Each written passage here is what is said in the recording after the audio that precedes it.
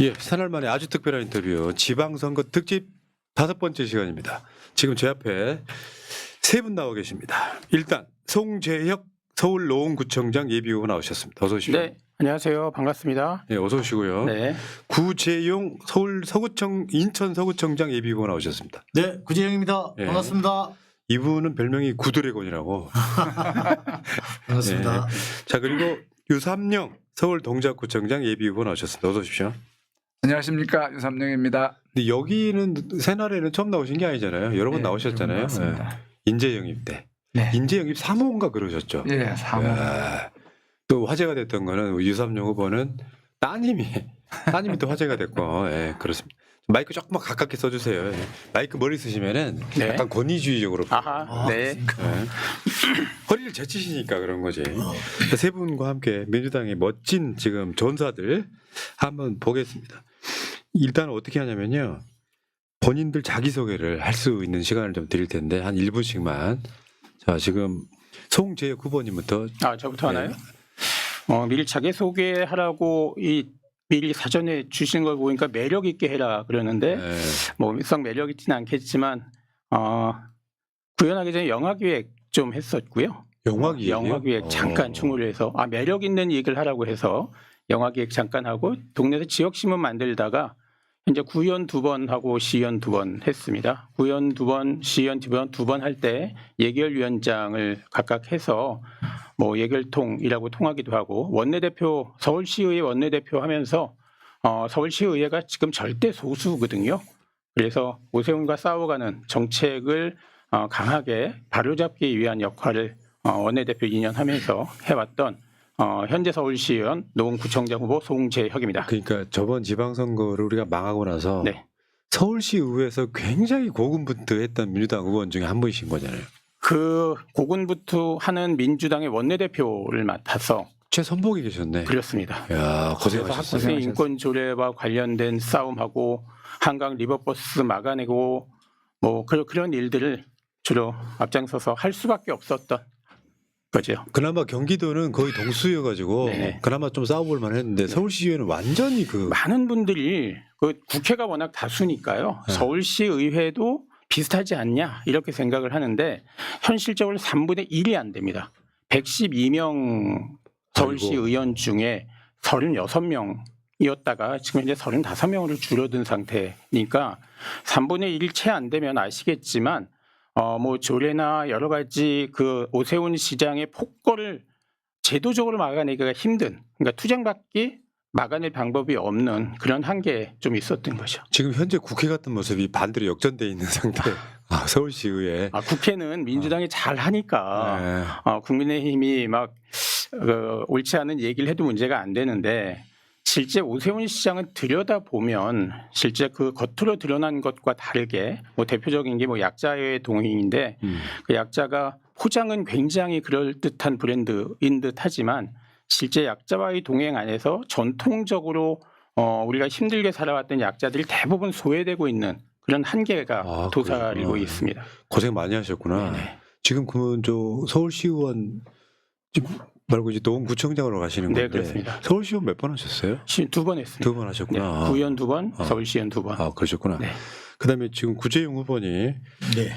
본인을 아까 말씀드린 것처럼 구드래곤이라고 일단 그렇게 하니까 딱 머리 기억에 남아요. 그렇습니까? 구재용님 예.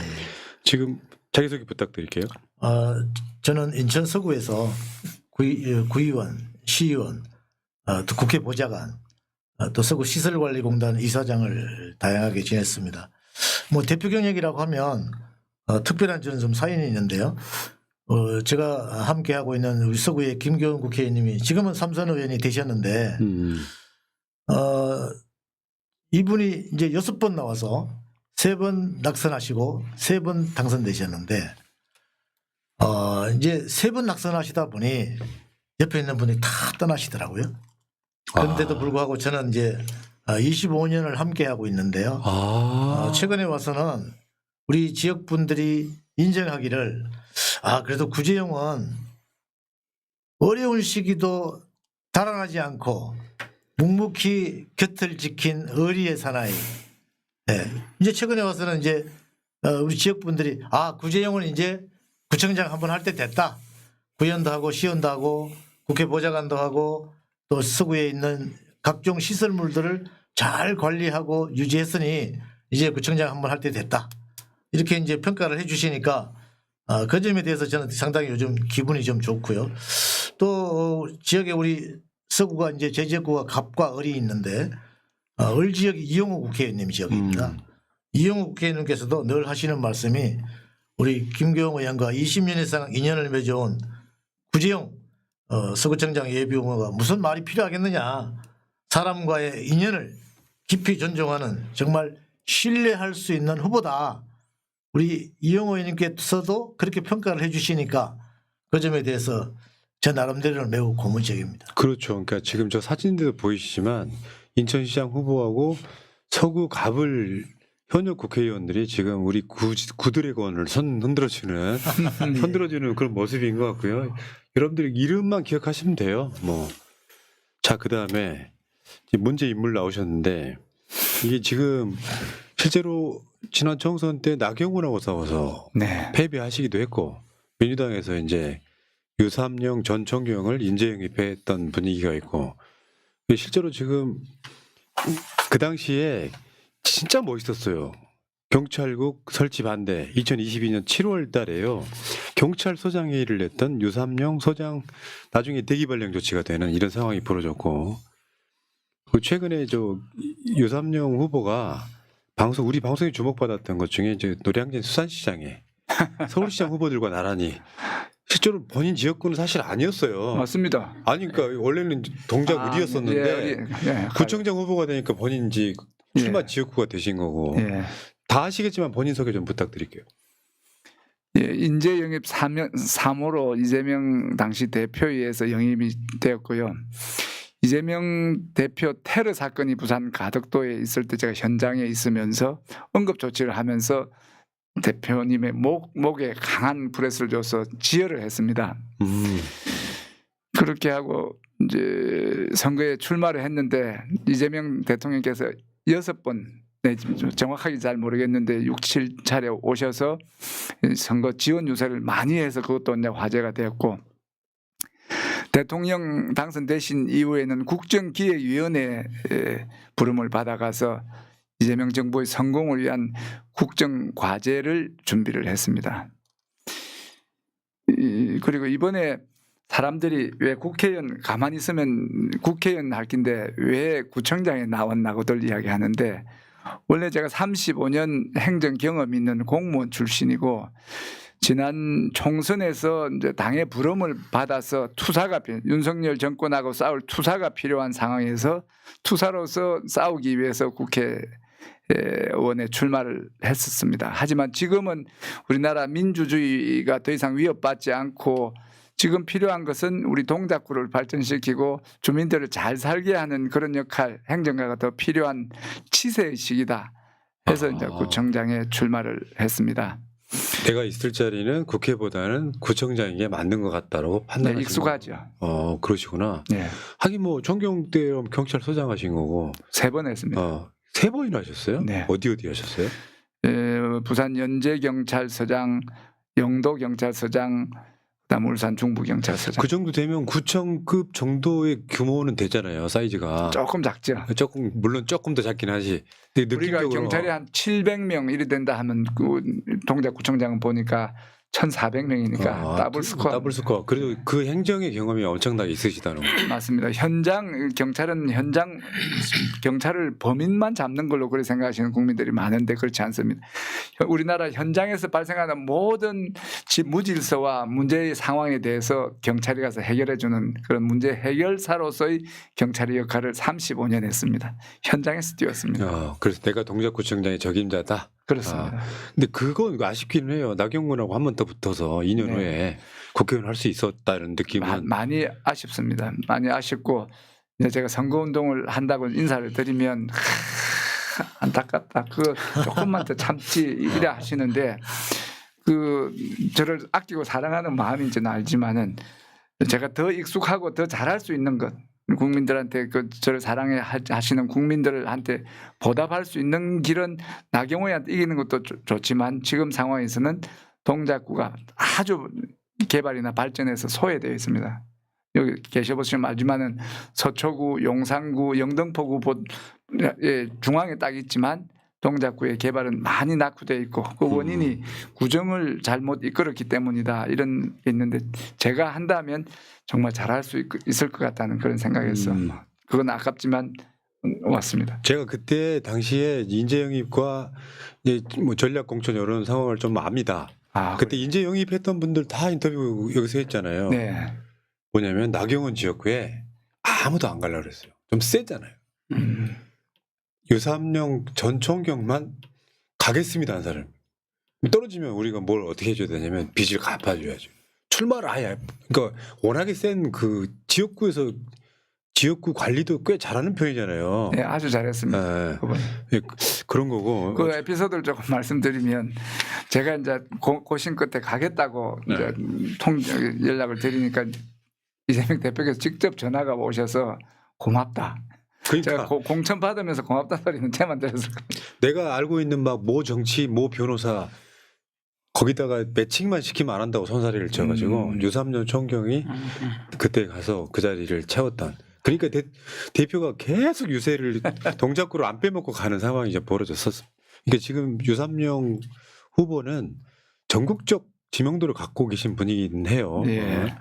자, 그러면 이제 현장에 지금 명함 나눠주고 계시죠? 네, 그럼요. 요거. 네. 분위기가 어때요? 길거리 분위기가?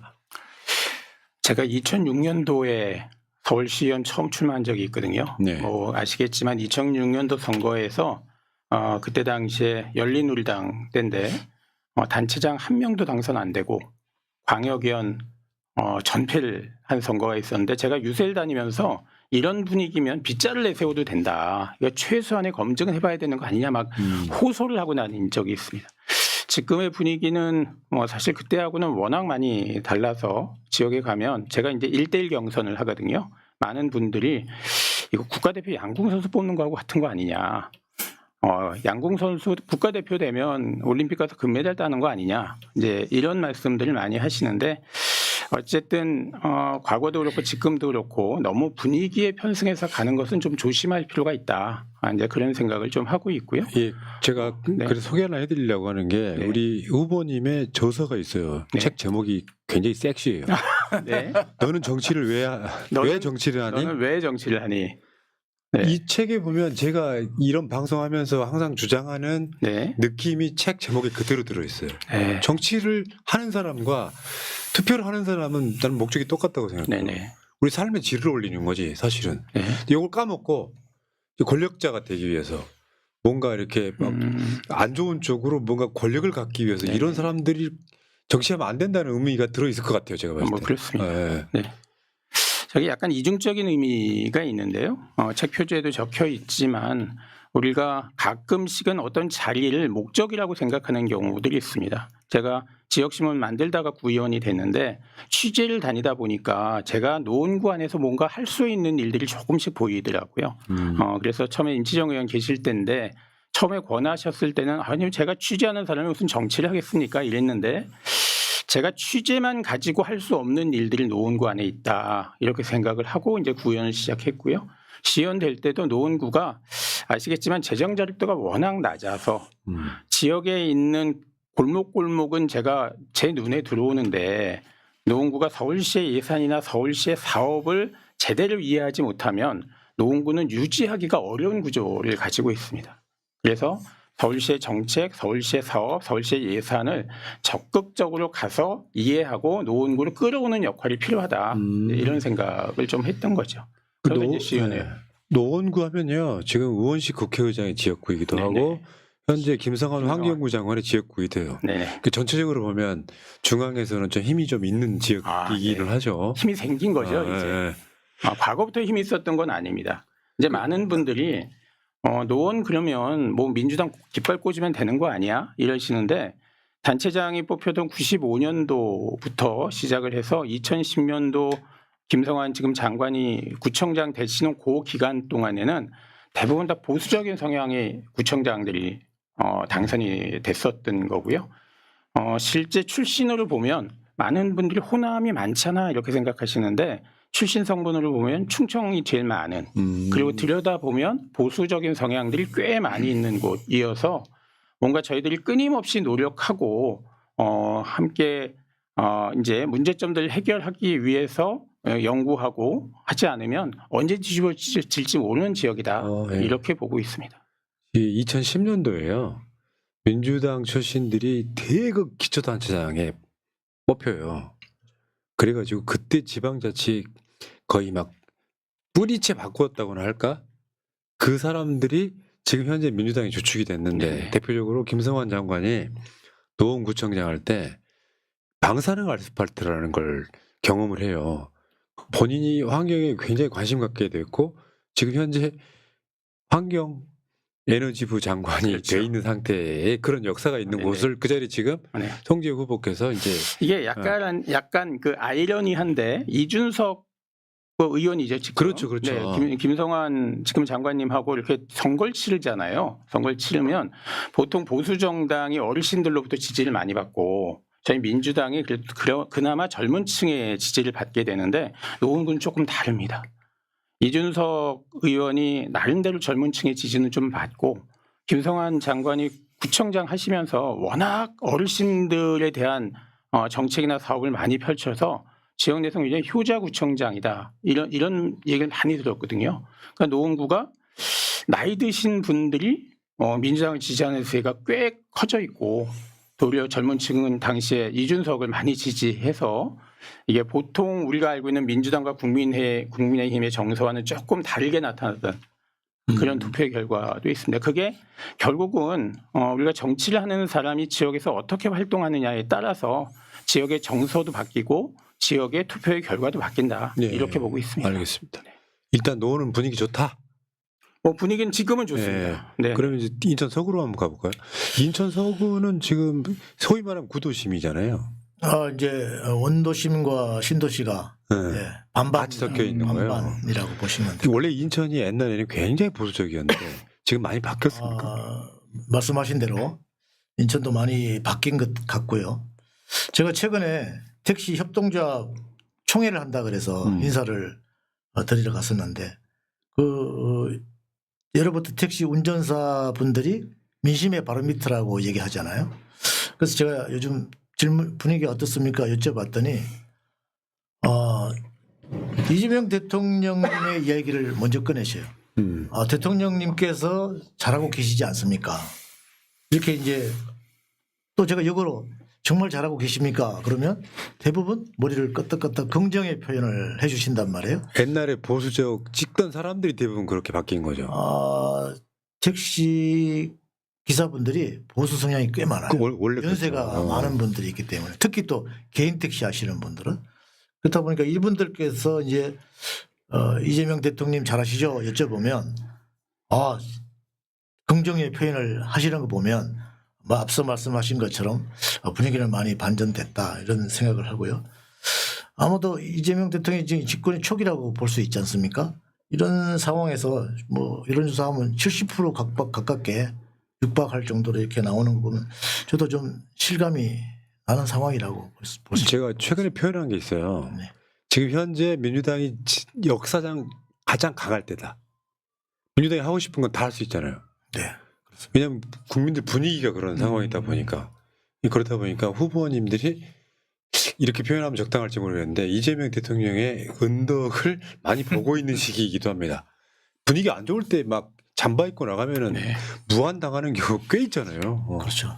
과거에 제가 2006년도에 구의원 나갔을 때 그 노무현 정부 탄핵 참여정부 때문에 제가 명함을 드리면 명함을 제가 보는 앞에 찢는 상황도 발생. 굉장히 모욕적인 상황. 예. 근데 하여튼 저는 이재명 대통령님을 지지하는 목소리가 굉장히 우리 국민들께서 힘이 실려 있는 것 같아요. 뭐 스포츠팀 1등 하는 팀이 내가 응원하는 팀이라고 하면 기분이 어썩 좋잖아요. 그런 분위기라고 할까. 예, 매우 괜찮은 것 같고 또 앞으로도 기대되는 그런 분위기가 아닌가. 그런데도 불구하고 이 선거지 않습니까? 조심스러울 수밖에 없고. 아, 당연히 예. 자만하면 안 되고요. 예, 매우 조심스럽고 우리 그 보수 농객이라고 알려진 정주재 씨 예, 잘 아시죠? 예, 예. 그분께서도 이재명 대통령께서 앞으로 20년 정도는 집권할 수도 있다라는 그런 얘기들 하신 적 있지 않습니까? 찬성입니다. 아, 예, 저도 그 말 적극 조심해야 동의합니다. 예. 예. 예, 그래서 조심해야 이런 좋은 우리는 평가- 그렇게 얘기할 수 있죠. 네, 아니 뭐 우리끼리니까요. 예. 이런 보수 쪽에 보고 있긴 합니다만 사기를 죽이는 차원에서. 예, 예. 예. 그래서 좋은 평가가 나름대로 이어지고 있고 또 이재명 대통령님을 응원하는 국민들이 상당히 많은 것 같습니다. 이 기회를 놓치시면 안 돼요. 새날방송 나오셔갖고 네. 뭐 저 본선 가셔가지고 떨어지시는 분은 만고의 역적이 됩니다. 이 분위기에서 예를 들면 저기 어디 TK 홈지도 아닌데 무조건 나갔으면 무조건 이겨 돌아오셔야 근데 돼요. 훈련이 궁금한 게 있는데 네. 보수 쪽에서 좀 많이 봅니까? 이제 볼 시간 볼 게 없으면 가끔씩 보겠죠. 네. 자, 그 다음에 동작구인데요. 동작구는 이제 제가 사는 지역이고 동작구에서만 한 40년 살았거든요. 또 여의도 가까운 곳이라서 동작구 여의도는 뭐 여기 지하철도만 건너가면은 여의도 영등포 여의도가 되는데 동네 길 이름이 여의 대방. 아. 여의는 여의도, 대방은 동작입니다. 이게 직선으로 이어져 있기 때문에 여의 대방로인데 실제로 여기는 지금 가불이 민주당하고 국민의힘으로 갈려 있는 그런 지역구예요. 그러니까 보통 때 평상시 때 같으면은 구청장 후보 박빙일 수밖에 없죠. 본선이. 근데 지금 분위기는 이재명 대통령 지지율과 민주당 지지율이 압도적이다 보니 현실적으로 또 유삼영 후보는요 알려진 셀럽이잖아요. 선거운동 하시기는 나름대로 용이할 것 같은데. 예, 사진 찍자 하시는 분들이 많고 어제 분위기를 설명하는 장면이 있었는데 지하철에서 이제 출퇴근 인사를 마치고 이제 올라왔는데 국민의힘하고 비슷한 데서 해갖고 네. 지나왔는데 우리가 지나온 데는 명함이 한 장 버려져 있는데 우리 파란 명함이 국민의힘에는 석 장이 이제 그래서 3대1 명함 미터라고 명함 미터라고. 네네. 야 그래, 그런 분위기구나. 예, 분위기가 나쁘진 않은데 박지원 우리 전 장관님께서 말씀하셨다시피 지금 머리 들면 큰일 나는 게 골프하고 선거다 그래 말씀하시고 저는 지난번 총선에서도 분위기 좋았을 때 맞아요 그랬죠. 그때 그 우리가 너무 뭐 200석 이야기 나오는 바람에 반역풍이 불어가고 졌다 사람들 다 그렇게 이야기를 해요. 전날까지는 좋았는데 투표 직전에 그 200석 이야기로 이제 역풍이 불기 때문에 졌다 하기 때문에 지금 상황에서도 우리가 머리를 최대한 숙이고 겸손하게 겸허하게 맞아요. 선거를 좀 겸손하게 할 필요가 있다. 우리 정청래 대표님께서도 지금 그런 분위기를 강조하시는 걸로. 세 표가 부족합니다. 이 네. 전략 해야죠. 3명의 세 표가 없습니다. 이렇게. 근데 그때 당시에 선거 때 없었던 게 있잖아요. 이재명 대통령입니다, 사실은. 예. 그때는 우리가 야당이기도 했고. 네. 어쨌건 뭐 최대한 겸손하게 미소 보이지 말고 네. 진지하게 이렇게 가야 될 것 같은데. 자, 출마 지역이 지금 노원구, 인천 서구, 동작구란 말이에요. 본인들에 대한 본인 지역에 대한 자부심도 있으셔야 될 것 같고. 네. 자랑 좀 해주세요. 일단 노원구부터. 계속 제가 먼저 하는 거군요 오늘. 순서가 이렇게 돌면 노원구 네. 자랑. 노원구 좀 아십니까? 노원구는 뭐 워낙 네, 노원구는 일단 사람 사는 마을이다 이런 생각을 좀 합니다. 왜냐하면 지금도 한참 지어지고 있는데 어울림체육센터가 지어지고 있습니다. 어울림체육센터는 장애인과 비장애인이 같이 이용하는 시설이거든요. 우리가 많은 보도를 통해서 보지만 장애인과 관련된 시설 하나 만들려고 하면 동네가 다 뒤집어집니다. 그런데 노원구는 적어도 장애인과 비장애인에 대한 차이를 느끼지 않고 살 수 있는 그런 마을이다 이렇게 생각을 하고 주민들이 계속 학수고대하고 있습니다. 언제 문 여냐 이렇게 고대하고 있고 활동가들이 참 많은데 노원구가 만들어진 과거 역사와 관련이 있습니다. 노원구가 88년에 개청을 하고 90년부터 쓰레기를 전량 매립하던 정책이 전량 소각하던 정책으로 바뀌면서 그러니까 쓰레기에 대한 성상 분석도 없이 모든 쓰레기를 태우겠다 이렇게 정책을 발표하거든요. 그러니까 시민들이 소각 자체를 반대하는 게 아니라 적어도 쓰레기를 구분한 것을 재활용하고 그것에 대해서 어떤 걸 매립할 건지 어떤 특수 폐기물은 따로 처리할 건지 등등에 대한 고민이 있고 정책이 있은 다음에 소각 정책으로 가는 게 맞다 하는 소각장 반대 투쟁을 굉장히 거칠게 합니다. 그러면서 자연스럽게 환경에 대한 의식이 환경부 장관이 그냥 나오신 게 아니거든요. 그러니까 그 요즘 워낙 김성환 장관님이 잘하시니까 그렇지만 그때 당시에 저하고 같이 구현했던 분 중에 김은경 장관이라고 예. 환경부 장관이 한 분 더 계셨고요. 이분들이 다 소각장 반대 투쟁을 하고 그러는 과정에서 환경 의식이 굉장히 세진 그리고 지금도 환경 활동을 하시는 분들이 많이 계시고요. 환경 단체 활동하시는 분도 많이 계시고 저도 이제 중랑천 사람들이라고 초대 사무국장도 하고 그런 분위기에서 성장해 왔는데 복지관도 많고요.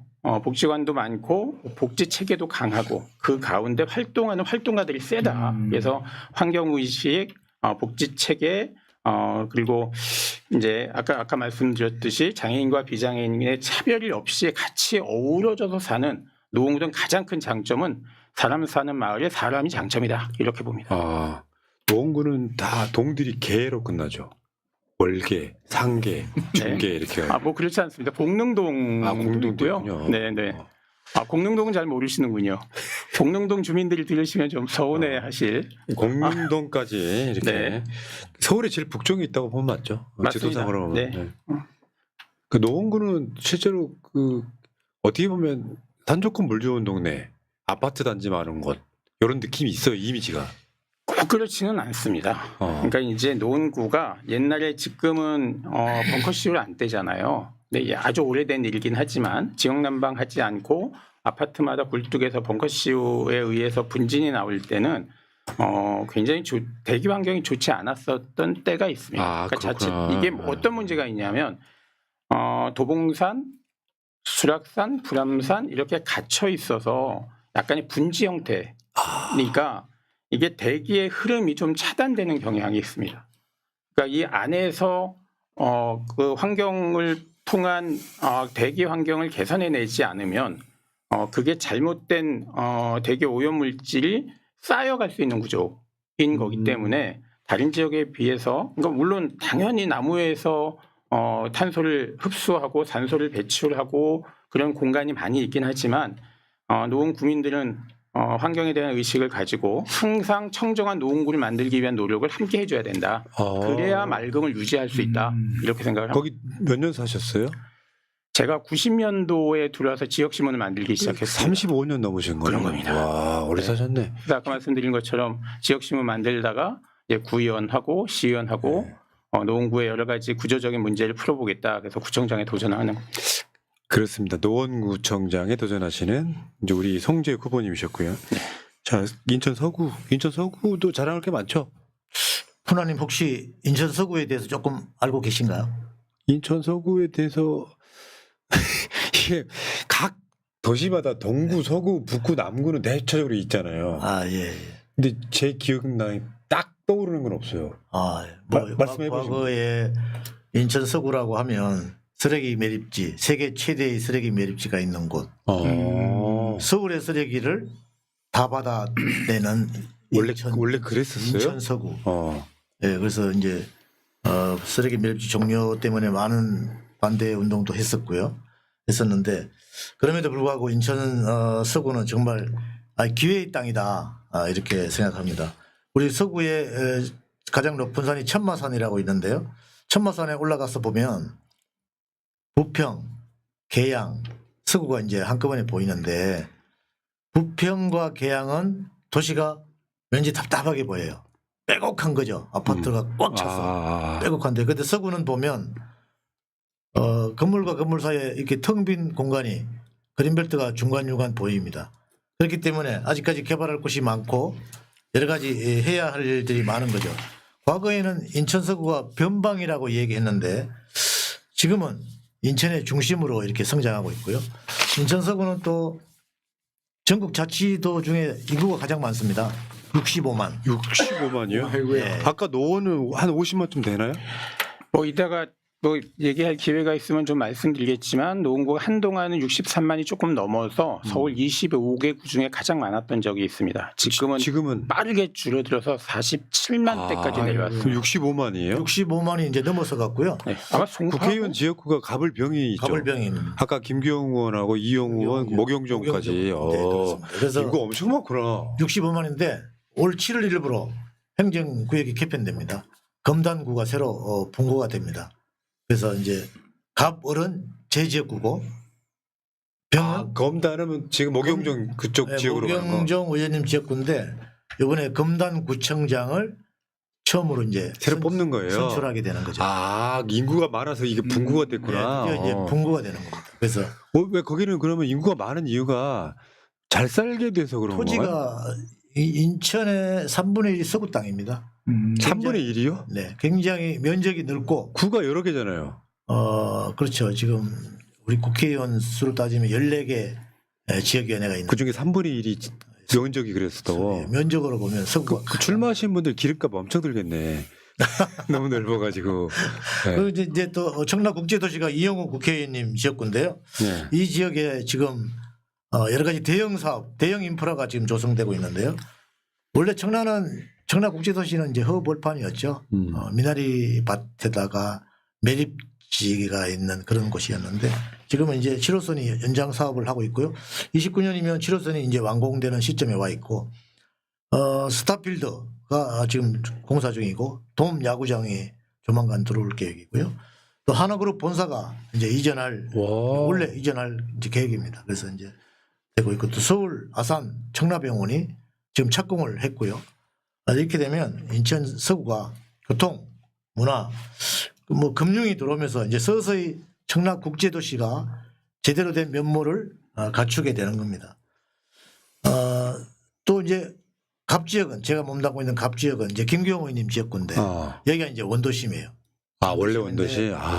김경호 의원님께서 25년간 활동하시면서 경인고속도로 이것을 인천대로 일반화로 만들면서 지금 2단계 공사가 진행 중인데 2단계 공사가 진행 중이면 이제 남북으로 50년간 갈려있던 도시를 하나로 통합하는 작업을 하게 되는 거죠. 그리고 이제 인천대로 2단계 작업이 완성되면 양쪽으로 널려있는 원도심들을 재개발, 재건축을 통해서 활성화시키려고 지금 준비하고 있기 때문에. 보통 이제 대도시들이요. 네.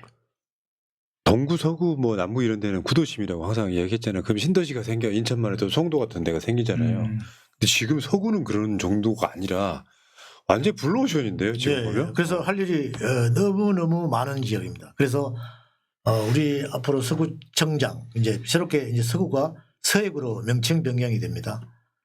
그래서 그러니까 서해구 첫 구청장은 다양한 행정 경험이 있는 사람이 구청장을 해야 된다. 뭐 예를 들어서 뭐 시의원 한번 해봤다고 해서 구청장 하면 문제가 있다. 저는 그런 말씀을 좀 드리고 싶고 저 같은 경우는 구의원, 시의원, 또 국회 보좌관, 또 서구 시설관리공단 이 직원이 700명입니다. 이런 다양한 행정 경험을 갖춘 사람이 구청장을 해서 서해구의 첫 번째 구청장으로서의 역할을 제대로 해야 되지 않느냐 이렇게 생각하고요.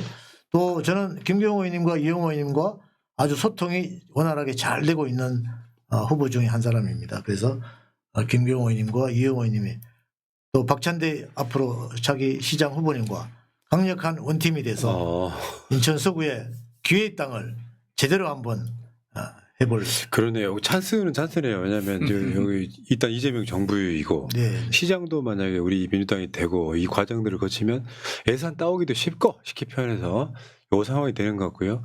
자, 삼성엔 이재용, 서구에는 구재용 이렇게 감사합니다. 마케팅하기는 좋으실 것 같습니다. 감사합니다.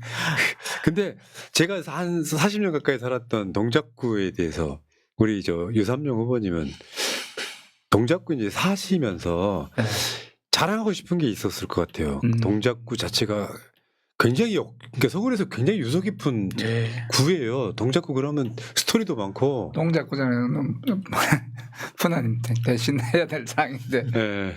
그럼 제가 조금 그러십시오. 한다 하면 제보고 이제 35년 사셨다, 오래 사셨다. 저는 오래 산 거에 대해서는 드릴 말씀이 없어요. 지난번 선거에서 나경원이 저를 집중 공격한 게 동작에 연고도 없으면서 이렇게 그건 제가 실드를 쳐드리면 예. 그거는 제가 봤을 때는 본인이 원해서 선당우사 한 거예요. 선당우사 하신 거예요. 그래서 제가 그때 약속드린 게 주민들한테 뼈를 묻겠습니다. 여태까지는 인연이 좀 적었다 하지만 지금부터는 강한 인연으로 여기에 뼈를 묻겠다는 그런 말씀을 드렸는데 올 1월 8일 날 그 약속을 지켰습니다.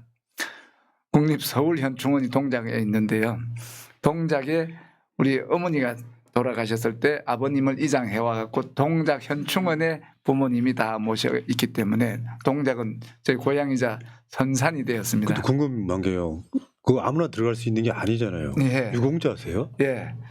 그것도 스토리가 있는데요.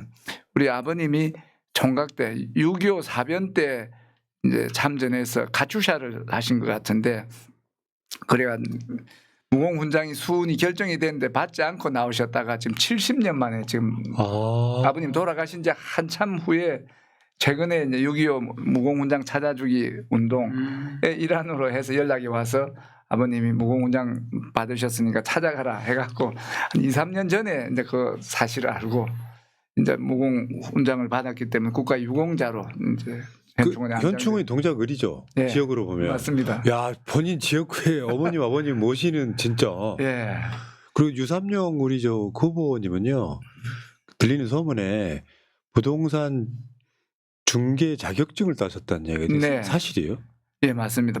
제가 경찰서장 할 때 부동산 중개사 자격을 제가 자격을 여러 개 땄는데 그 중에 하나가 이제 부동산 중개사인데 그걸 가지고 이제 지난번 그 김어준 뉴스 공장에 갔더니만 이제 그 패전 낙선하고 뭐 할 게 없느냐. 강청이는 의사고 강청희 후보는 의사고 이지연은 변호사인데 유삼영 후보는 뭐 할 거냐 해서 저도 하나 있다 하니까 그럼 잘 됐다. 유삼영 복덕방을 하라. 이래갖고 제가 소통 공간. 탐정하시면 되잖아요. 전공 살리면은. 탐정은 아직 그 나중에 합법화 진행 중이기 때문에. 동작 이야기 좀 더 해보세요. 그러니까 예, 그래서 살아보니 이번에 이제 출마를 하게 될 때도 이제 출전 그걸 보통 보면 현충원에 가서 하지 않습니까? 저도 현충원에 가서 예. 참배를 했지만 일단 그 전체 선열에 대해서도 중원탑에 참배를 드렸지만 이제 그 이후에 우리 어머니 아버지 계신 곳에 가서 말씀을 드리고 동작구청장이 이번에 출마하게 됐고 열심히 해서 구청장이 돼서 동작을 발전시키겠다 이래 맹세를 하고 이제 시작을 한 거고요. 동작은 서울의 중심입니다. 서울은 정중심은 한강이고 한강 위에 용산이 있고 동작이 그 밑에 있는데 서울의 중심이면서도 중심지 역할을 제대로 못하고 지금 사실 느낌은 이렇게 크게 발전이 안 됐어요. 옆에 있는 딱 보면 눈에 보입니다. 발전된 곳은 서초구 해갖고 높은 빌딩이 쫙 서 있고 동작은 낮고 그 강 건너 용산은 엄청나게 지금 천지 대개벽을 하고 있는 상황이고 여의도하고 비교해도 예전에는 여의도보다 여기 영등포보다 잘 살았는데 지금은 좀 뒤처졌다. 이런 상대적으로 낙후된 그런 느낌이 있기 때문에 개발의 여지가 상당히 많고 발전을 해야 될 필요성도 그렇죠. 많고 주민들의 욕구도 이 개발에 대한 욕구가 상당히 강한 거예요. 그런데 지금 앞에 지금 하고 있는 구청장은 그 개발을 주민들이 원하는 방식으로 하지 않고 자기가 이제 이 선거에 활용하기 위해서 이렇게 하는 식으로 하다 보니까 제대로 안 되고 주민들 간의 갈등만 야기된 채로 멈춰서 있는 곳이 많죠. 네. 그래서 제가 이제 경찰서장도 여러 번 해봤고 행정을 오래 해봤고 해서 갈등을 풀고 문제 해결하는데 조금 그 경험이 있다고 생각을 해서 이 엉클어진 이런 갈등을 해결하고 문제를 풀어서 동작의 발전을 할 수 있는 적기에 제가 왔다 이런 생각으로 이렇게 합니다. 네. 그러니까 여기요 동작을 제가 부연 설명을 해드리면 발전 안 된 이유가 지도를 보시면 동작은 사통팔달이에요. 강남이든 그렇죠. 용산이든 교통은 좋은데 여의도에 옛날에 비행장이 있었습니다. 그 여의도 광장에 비행장이 있었는데 이 가까운 곳에 국회가 있고 이러다 보니까 군부대가 동작에 미군 부대 포함해가지고 육군본부는 용산에 있었지만 공군본부, 해군본부가 다 동작에 있었어요. 그러니까 개발을 할 수가 없는 상황이다가 90년대 초반에 육군본부, 해군본부, 공군본부가 계룡으로 가죠. 예. 그러면서 이 여파가 지금 여기까지 온 거라고 보는데 위치상으로 보면 지금 제가 봤을 때 동작구는요 뭘 하시냐면 재개발이 그래서 한창인 거예요. 아파트 새로 짓고 막 네. 하는 이 과정들이 있어. 나경원 씨가 한 유명한 말이 있습니다. 동작을 강남 사구로 만들겠다 했는데 동작 구민들이 되게 화를 냈어요. 원래 우리가 강남이었다. 맞습니다. 그 왜냐면 그 영등포를 해가지고 서울 서남권이 다 영등포 구였고 관악, 동작구로 이런 데가 다 강남의 원조거든요. 네. 그쪽 강남은 무슨 군이었어요 거기가.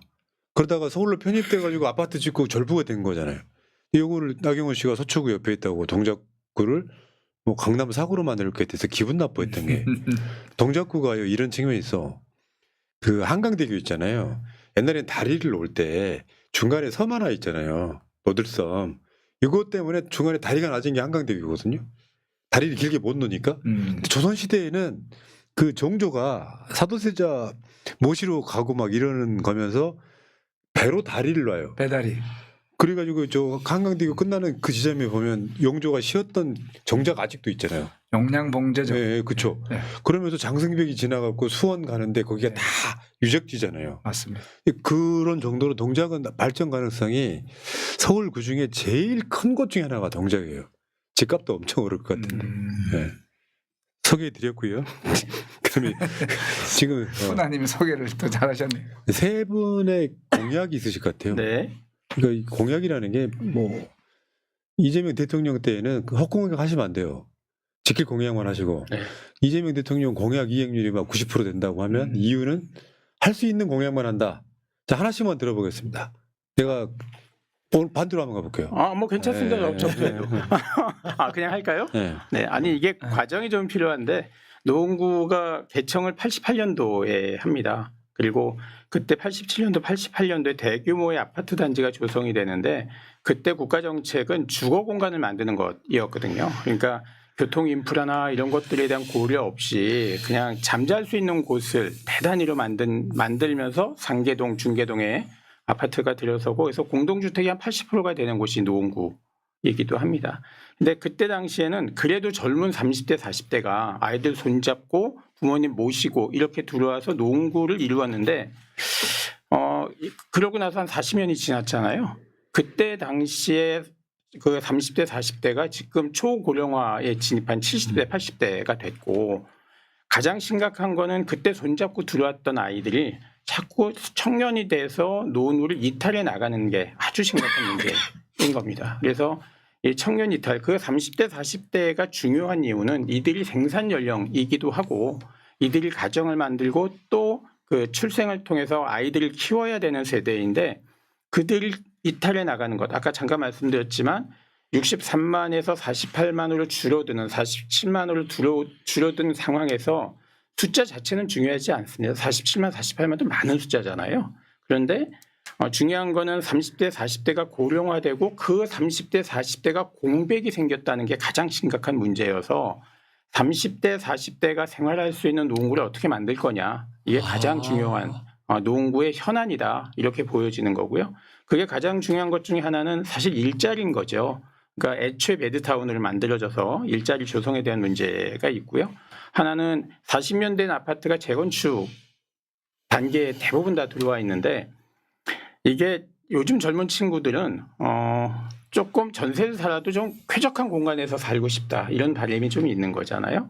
지금 재건축을 얼마나 신속하게 빠르게 갈 거냐 하는 게 최대 관건 중에 하나입니다.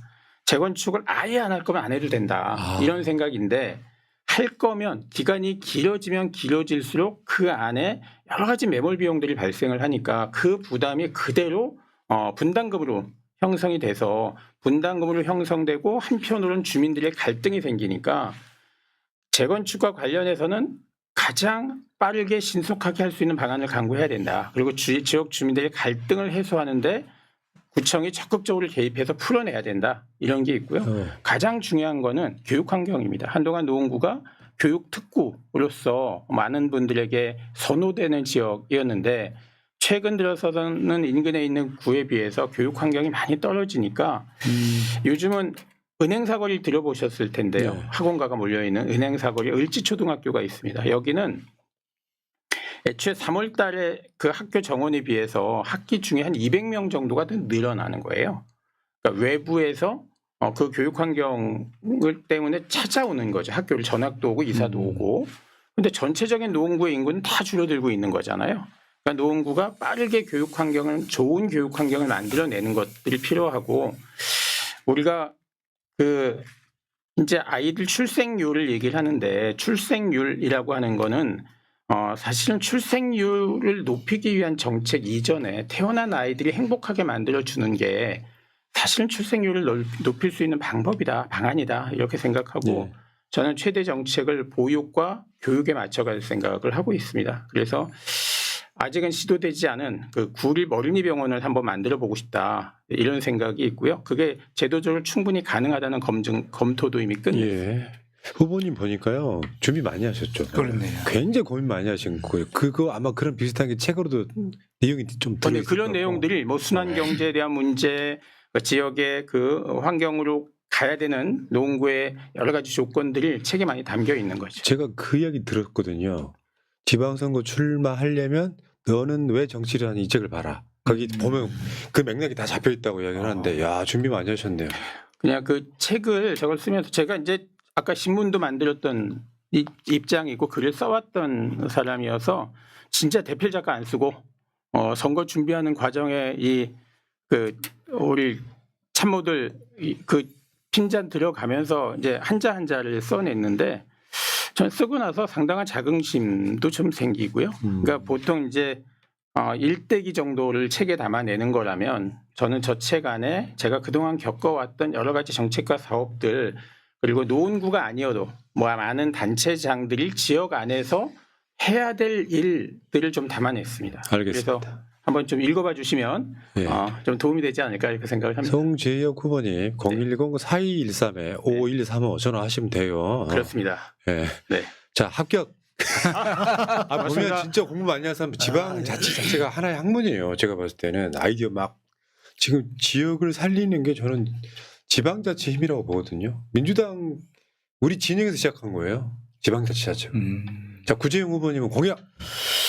네, 뭐 여러 가지 해야 할 일이 많지만, 예, 뭐 딱 간단하게 두 가지만 말씀을 드리면, 아까 청라국제도시와 원도심 얘기를 했잖아요. 이 청라국제도시가 이 국제도시다 보니 시행처가 다 달라요. LH, 인천시, 인천경제청 이 세 개 기관이 경제자유구역을 개발하다 보니 민원이 생기면 지역 주민들이 구청에 가면 경제청으로 가라 그러고 경제청 가면 LH로 가라 그러고 굉장히 국민들이 애로사항이 많았었어요. 그래서 오래전부터 우리 청라국제도시 주민들이 너무 힘들다 민원 해결하기가 그래서 청라 전담팀을 좀 만들어 달라고 우리 지자체에다가 건의를 여러 번 했는데도 불구하고 그게 아직까지 안 됐어요. 왜 안 되는지 저도 참 답답한데 청라 주민들은 똑같은 얘기를 해요. 아니 원스톱으로 좀 민원 처리를 해주면 좋겠는데 여기 가면 저기 가라 그러고 저기 가면 여기 가라 그러고 이게 도대체 민원 해결하기가 너무 힘들다. 그래서 우리 청라국제도시 내에 제가 만약 일할 기회가 생긴다면 청라 전담팀을 만들어서 원스톱 시스템을 갖춰서 맞아요. 예, 그래서 청라의 민원을 해결하겠다. 이것이고요. 또 하나는 뭐냐면 우리가 원도심이 많아요. 재개발, 재건축, 가로정비 사업이 지금 추진 중인데 우리 원도심 내에는 조합이 여러 개가 지금 만들어지고 있어요. 이제 아까 앞서도 말씀하셨지만 지자체에서 조합들이 제대로 운영할 수 있도록 로드맵을 만들어서 또 재개발, 재건축들이 수익의 구조를 만들어낼 수 있도록 구에서 적극적으로 지원을 해줘야 되는데 이게 지금 제대로 안 되고 있어요. 그래서 저는 재개발, 재건축을 위한 통합지원센터를 설립하겠다. 그래서 차라리 그냥 구청이 주도를 해버리겠다 이런 거죠. 주도를 하겠다는 게 아니라 민간에서 도와주겠다는 거예요. 그렇죠. 적극적인 행정적 서비스를 하기 위해서는 통합지원센터가 필요하다라는 얘기죠. 맞죠. 어디 지역이나 아마 다 이번 지방자치 때 재개발 이슈가 어느 지역이나 있을 건데 그럴 때 구청에서 나서서 막 이렇게 도와주면 훨씬 빠르겠죠. 일단은. 야, 그건 당연한 거고요. 현실적이네요. 공약이 굉장히 현실적이에요. 또 물론 이제 재개발 재건축은 사실 뭐 구에서 지원해 줄 것도 있지만 시와 유기적인 관계를 맺어서 정상량도 해줘야 되고 용적률 좀 늘려줘야 되는 부분이 많지 않습니까? 그렇네요. 그렇게 했을 때 이 재개발 재건축이 제대로 되는 거거든요. 그 광역 단체장은 중앙 정부랑 가까워야 되고 그리고 시초 단체장은 광역 단체장과 가까워야 되고 그 이번 선거에 우리가 제일 좋은 상황인 게 그런 거긴 하죠. 이재명 정부 일 잘하게끔 막 도와줘야 된다 이 분위기 속에.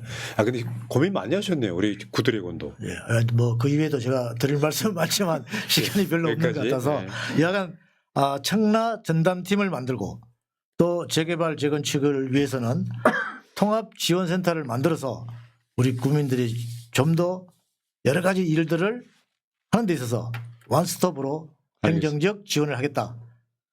그렇게 할 때만이 우리 국민들의 삶이 좀 더 편안해지지 않느냐 이런 것이 제 기본적인 생각. 제가 봤을 땐 여기는 지금 인천 서해구로 바꾼다고요? 네네. 올 7월 1일부로 서해구로 바뀌는데 와 여기는 제가 봤을 때 발전 여지가 굉장히 많은 도시 같죠. 보면 인구 더 늘어날 것 같고. 아까 제가 기회의 땅이라고 말씀드렸습니다. 그러니까요. 그쪽 이사 갈까 이런 생각도. 서구로 오십시오. 동작구도 좋아질 거니까 조금. 아니 앞으로 이제 7월 1일부로 서해구가 만약 되니까요. 동작구 발전 가능성이 가장 크다 이렇게 한참 말씀하시더니 아니 이제 훅 넘어가셨군요. 그때까지 힘들게 참으시고 올라가. 이 세 분은 경쟁하시는 분들이 아니에요. 네. 경쟁하실 필요 없고 저는 이제 제가 그 저 지방에서 올라와가지고 동작구에만 살았어요. 한 40년 가깝게. 그렇다 보니까 애착이 있을 수밖에 없잖아요. 근데 지금 유삼영 후보님은 본인이 지금 미시는 1호 공약이 뭡니까? 똑같습니다. 아까 제가 말씀드렸는데 동작이 서울의 중심에 위치하면서도 대접은 변두리 같은 느낌을 받기 때문에 동작을 명실상부한 중심이다. 동작이 중심이 서울의 중심인 증거가 있습니다. 중앙대가 동작에 있습니다. 아하. 맞네요. 맞네. 거죠. 중앙대. 그래서 서울의 중앙에 있으면서도 이게 제대로 된 개발이 이루어지지 않고 있어서 이게 제대로만 된다면 동작이야말로 기회의 땅, 기회의 땅이다. 뭐 그러니까 이게 여러분들 보시면요. 63빌딩에 올라가요. 네. 삥 둘러봐요. 주택단지가 유일하게 남아있는 곳이 동작구예요. 옛날에 막 군부대 있고 막 그러다 보니까 그만큼 기회가 많이 열려 있는 거기도 하고 일단 위치가 제일 중요하잖아요. 목이 지도 보시면은 동작구는 교통 하나만큼은 진짜 끝내주거든요. 일반 시민들이 살긴 제일 좋은 도시인데. 지하철 노선을 세 보니까 지하철 노선이 뭐 최고 많은 것 같아요. 네. 다 있습니다. 그러니까 1호선부터가 없는. 유삼영 구청장 때 드디어 동작구가 서울의 중심이 되었다 이런 소리 지금 듣고 교통의 싶어요. 중심이기도 한 것 같아요. 네, 맞아요, 네, 맞아요. 교통의 중심이고 한강 수변을 끼고 있어요. 네. 서울에서의 모든 이 가치가 한강에 어느 정도 접근하느냐 붙어 있느냐인데 서초구, 용산구, 광진구, 마포구 이런 데는 한강 프리미엄이 그대로 하는데 동작이 한강 옆에 있으면서 제대로 맞죠, 된 맞죠. 건 없다. 왜 그러냐? 지리적으로 이렇게 다리에 의해서 도로에 의해서 차단이 되고 높은 산에 의해서 차단이 됐는데 요거를 극복을 해서 기술로서 아니면 공사로서 극복을 해서 이 동작구에 새로 만들어지는 노량진이라든지 흑석 뉴타운이 있습니다. 뉴타운이라는 게 재개발이 밀집되어 있는 지역을 뉴타운이라고 부르는데 그런 뉴타운에서 한강 접근을 높이고 한강 주변에 이 특화 개발을 통해서 동작이 한강 프리미엄을 최대한 누릴 수 있는 핫플레이스로 만들겠다. 맞죠, 맞죠. 아까 그 63빌딩 이야기한 거랑 똑같아요. 예. 나머지는 다 아파트예요. 서울의 63빌딩 주변에 360도 돌아보면 여기만 지금 개발 여지가 남아 있어갖고 동작 같은 경우는 위치는 좋은데 딱 그거 아니에요. 완전히 그 교통이 좋다는 건 사실은 이게 가치가 올라가 있는 곳인데 네, 개발이 늦어지면서 맞습니다. 하나 더 있어요. 현충원이 있기 때문이기도 합니다. 군부대랑 많은 거랑. 근데 지금 무한한 가능성이 열린 곳이기도 하죠. 예, 현충원은 어찌 보면 동작이 이제 허파, 심장 같이 해서 호흡을 할 수 있게 해주는 거기 녹지가 때문에 있고. 무조건 전면을 다 개발하는 것도 좋지만 민족의 이런 걸 숭상하기도 하지만 숲으로 이제 그린벨트 같이 보존이 돼 있기 때문에 동작이 오히려 최상급 주택지로 주거지로 개발할 수 있는 여지가 이 현충원에 이 보관돼 하고 있는 포함하고 있는 숲의 가치도 있다. 지금 그리고 예.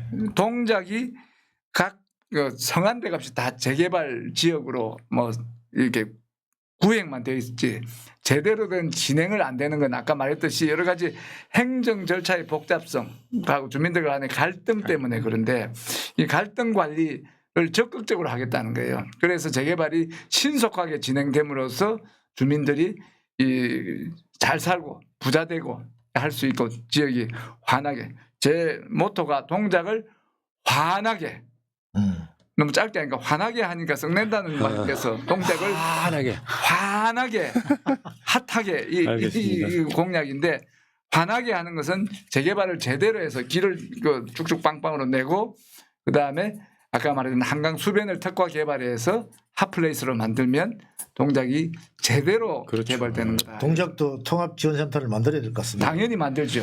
이게 그래서 이 행정을 편의적으로 공무원들 편하게 그 재개발하려 그러면 여기 가서 허가를 받고 여기 가서 협의를 하고 이렇게 하면 안 돼요. 네.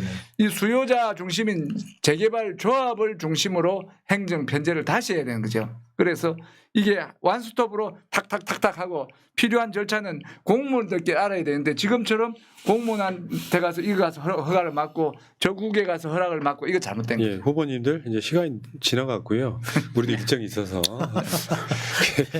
흥분 좀 했네. 원래 이렇게 세 분 나오시면 서로 이렇게 뭐 아이디어도 없고 막 그러시더라고요. 지금 방송 계속 해보니까 짧게 한 마지막 질문 드릴게요. 뭐냐면은 공적인 거 말고 개인적으로 처음에 내가 정치나 이런 걸 시작했을 때 반대하는 분들도 있었을 것 같고. 근데 지금 기초단체장을 만약에 당선되는 건 처음이시잖아요, 다. 네네. 현직도 아니시고 걷다발 딱 걸리 새벽에 개표가 끝나고 그때 제일 먼저 하고 싶은 거 인간미를 보려고 그럽니다. 자, 유삼영 후보 큰절해야 안 되겠습니까? 큰절? 예. 누구한테요? 그러니까 유권자들이죠. 저에게 일할 기회를 주신 유권자들한테 큰절. 아니, 그건 당연히 하는 거고요. 네. 누구나 다 할 것 같은데 네. 내가 좀 가족 한번 생각해보는 거죠. 우리 딸이 이제 고생을 했죠. 우리 딸이 지난 선거에서도 고생을 했는데 제가 이제 성과를 못 거뒀고 이번에 된다면 우리 딸을 거기 안아주고 딸하고 약속을 했습니다. 아, 예, 그 자기가 지난번에도 댄싱을 하고 여러 가지 선거 운동을 했는데 제가 제대로 보상을 안 해줬기 때문에 이번에 된다 하면 가족 여행을 가자. 이렇게 가정여행 약속을 하긴 했습니다. 이해돼요. 자, 우리 구재용 후보님. 예, 저는 이제 선거가 이제 뭐 63일 뭐 이렇게 남았는데요. 저는 이제 우리 집사람한테 매우 미안하고 해서 일단 선거가 끝나면 같이 식사를 한번 해야 될 것 같아요. 그럼 아직까지 밥을 안 드셨다는 거예요? 아니, 같이 밥을 못 먹은 지가 한참 됐습니다. 진짜요? 네네. 그래서 저는 뭐 새벽까지 나오고 늦게 들어가다 보니까 대부분 아침에는 그냥 나오고 저녁에 또 식사를 하고 들어가다 보니까 집사람하고 뭐 정치하는 것도 미안한데 식사를 못한 지 꽤 됐어요. 그래서 처음에 정치하시려고 할 때 반대 많으셨죠. 과거에 반대하거든요. 반대를 했었는데 제가 의지가 좀 강하게 표현하다 보니 좀 가와만사성이라고. 예. 식사, 여긴 여행, 예. 유삼영 후보는 여행, 식사. 그다음에 우리 송재욱 후보님은 예, 정치하시는 분들 사정이 대부분 다 비슷한 것 같습니다. 그러니까 제가 이제 아까 말씀드린 것처럼 구의원 2번, 시의원 2번 이렇게 해오는 과정에서 지역 안에서 보면 지역의 복지니 뭐 환경이니 이러고 다니면 집에 들어가서 가족들이 맨날 하는 얘기가 밖에 나가서 복지니 뭐니 환경이니 이런 얘기 하지 말고 맞아, 가정의 복지부터 좀 챙겨라. 이런 불만들이 굉장히 많은데 이제 좀 불편하잖아요. 정치하는 사람들의 가족이 괜히 신경도 쓰이고 많이 불편하기도 하고 그런데 그렇게 하지 말라고 해도 좀 그런가 봐요. 그리고 선거 때가 되면 사실 제가 다니지 못하는 곳에 제 아내가 저보다 더 열심히 다니면서 명함도 나눠주고 있고 뭐 사람도 만나고 이러고 있는데 뭐 저도 일단 당선이 되면 가장 먼저 아내를 한번 포근하게 안아주고 싶다. 이런 사랑꾼. 이런 생각. 사랑꾼이 아니어서 이때만이라도 좀 해보자. 예. 이런 생각이고. 알겠습니다. 예. 네.